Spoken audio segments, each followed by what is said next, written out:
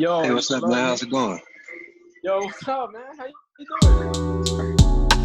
Just a normal day. Profit on the back. Yeah, man. Not too bad, son. Anyway, not too bad, son. Anyway. Here you can clearly see that it's been downtrending because it's had some trouble. You had MetaTrader 4 on your iPad though. A larger account that probably would have been a few $100s. Dude, you've been making money today. Oh, What? you saw that in the group chat? What's up, everybody? Just checking the trade here. Give me a second. All right. Today, we're going to be talking about Forex signals. What are they? How to make money from them? How to use them properly. Now, if you're new to the Forex market, you've probably been hearing a lot about Forex signals, how to copy and paste them to make money. Let me save you some time, some frustration, and just let you know what the real deal is with these Forex signals. So first of all, a Forex signal is a recommendation from another trader, maybe a group of traders, an organization, or possibly even a software. So somewhere out there, there's someone analyzing the charts for you in order to save you the time and hassle to come to the charts, do the analysis yourself, and determine whether you should enter a buy or a sell on something. So what a trade signal is a recommendation of when and where to get in the market and when and where to exit out of the market for a profitable occurrence. So your Forex signal is basically going to look something like this. It's going to let you know the date, possibly even the time that they recommended this trade be executed. The first thing you want to pay attention to, of course, is what currency pair you're trading to make sure you're trading the proper instrument that they're recommending you execute this trade on. It's going to let you know whether it is open, pending, or closed. So if a trade says it's pending, more than likely we're talking about a pending trade order, which means the entry price has not been triggered and the trade has not been entered yet. So you won't be entering market execution. You'll probably be entering buy stop, buy limit, sell stop, sell limit, and we can talk about that also. They're going to recommend a stop loss, which of course is going to cut off the trade if it goes in the opposite direction that you expect it to. And they're going to recommend a target profit, which of course cuts off the trade at a certain point where you would make money and take your profit. They may even recommend more than one take profit because of course there are multiple areas of support and resistance where you may want to exit that trade. And then after the fact, they're going to post a result that lets you know what the end result of that trade was in equation to pips. So as far as how many pips were made or lost on that trade, should post the result. So let's talk about Forex signals. First of all, this is not a guarantee that you're going to make money every single time. No trader is perfect. No software is perfect. That's why there's risk management. You have to control your losses in order to get to the good trades and come out profitable in game. So if a signal service is advertising results, and let's just say they're winning 75% of the time, which is quite generous but very achievable, that means 25% of the time they're recommending trades that are losers.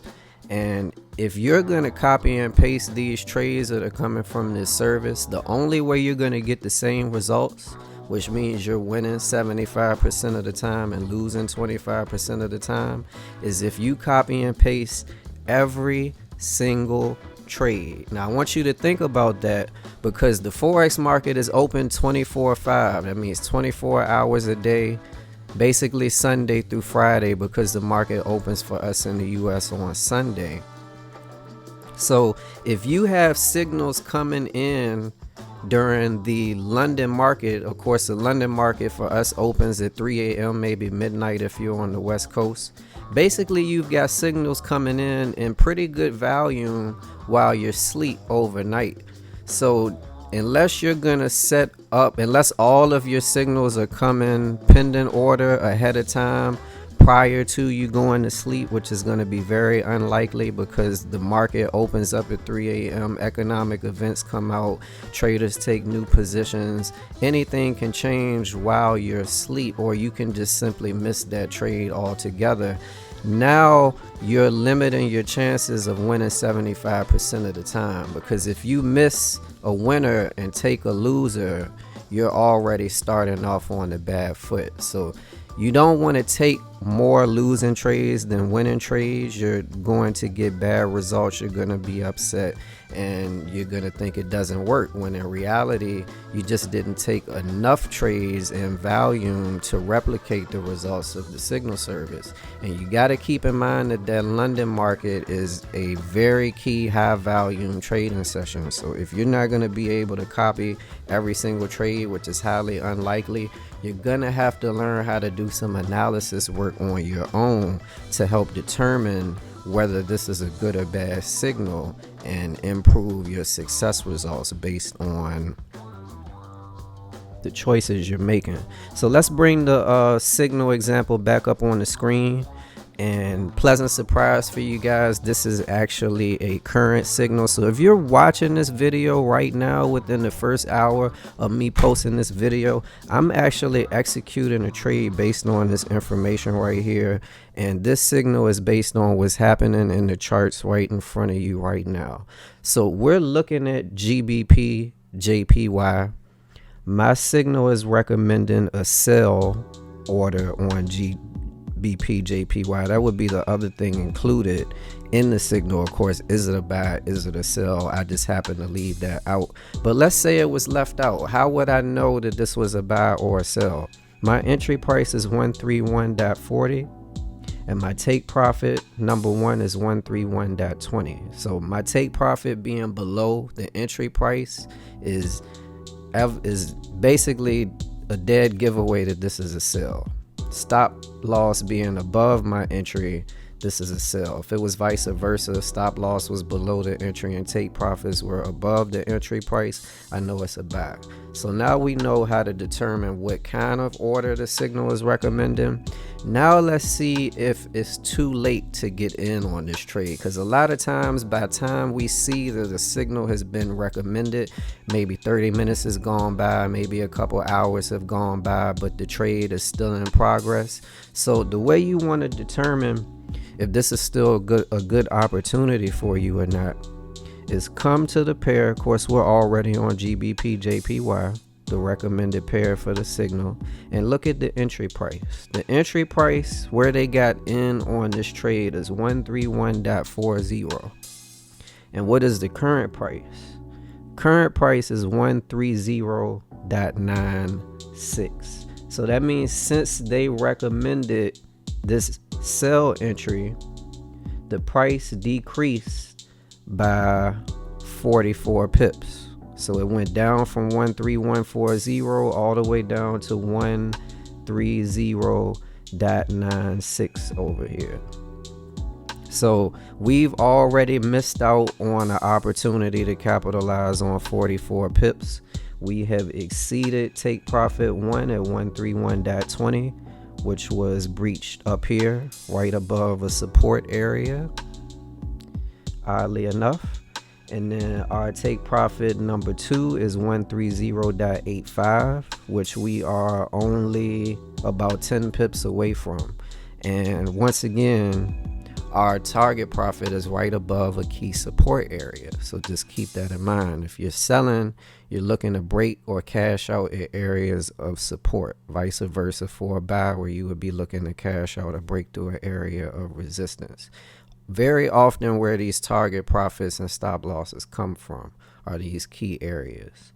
So target profit number 2 being only 10 pips away from the current price, that means we have a 10 pip opportunity to make some money to this target profit right now. But of course you want to keep in mind, depending on what your spread is, it's going to eat away from that 10 pips. So let's say our spread is let's say our spread says 28 for GBP, JPY. That means the spread is 2.8 pips. It does not mean the spread is 28 pips.